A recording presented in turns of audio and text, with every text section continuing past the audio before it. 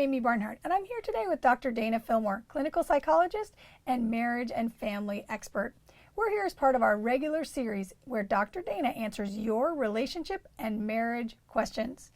Hi, Dana. How are you? I'm great, Amy. Thanks. Wonderful. Today's question comes from Tricia, and she asks, how can I believe that my husband really does love me when he had an affair?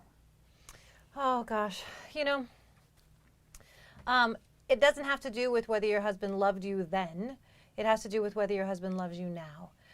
It's normal to fall in and out of love in a relationship. And sometimes it's even, I don't want to say normal, but sometimes we can even fall out of love, in love with somebody else, out of love with them, and back in love with the person we're already married. So how you can believe it is A, understanding that, knowing that it is possible to fall back in love with somebody, and B, by his actions. Is he doing loving things? Is he trying to change? Is he trying to work on the marriage? Is he trying to make it be the man that you need him to be? Is he acting lovingly toward you? So believe what he says, but also believe what he's doing. And if he's not, make sure before you give up, you tell him what it is that you would need. To feel loved, I need you to do this. I'm only going to know that you love me if you do that. Let him know what is your love language, what makes you feel like he cares about you and that you're the number one thing that matters to him. So I realize that affairs are very painful and they can take a huge hit in the relationship. But I really ask couples to look at their marriage after an affair as a new relationship.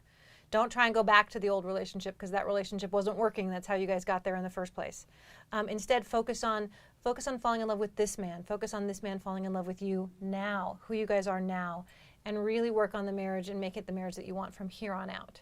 Nice. So you talked about love language. I know, that's Gary Chapman's work, I believe you're referring to. Can you speak about that a little bit more? Sure.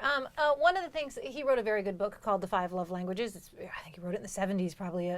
It's been around for years and years and years. And the basic premise of the book is that we all have different ways that we feel loved, different languages that we feel loved. And you're going to put me on the spot here, but it's gifts, acts of service, words, physical affection, quality time, and spending time together. Thank you very much.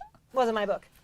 And that's how we feel loved. And sometimes, the age-old example is the gentleman who's working and working and working and working because his love language is acts of service, and the wife who says, you don't do anything to show me that you love me because her love language is words.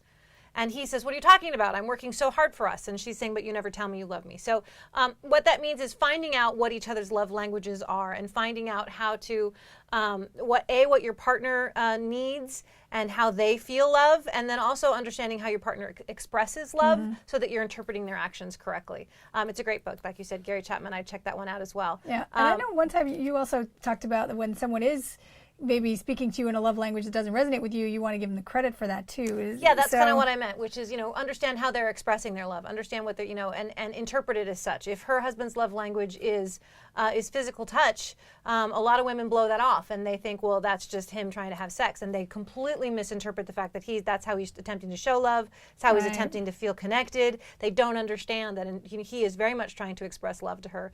Women often misunderstand that with men and sex. So find out what his love language is and how he's showing it to you, and then also teach him what your love language is so that he can show it to you in a way you understand. Awesome. Well, that's very helpful. Thank you so much. If you'd like your question answered, please enter it in the comment box below. And please be sure, if you haven't already, please sign up on our website for Dr. Dana's free marriage advice that she gives out very regularly. Thank you so much for watching.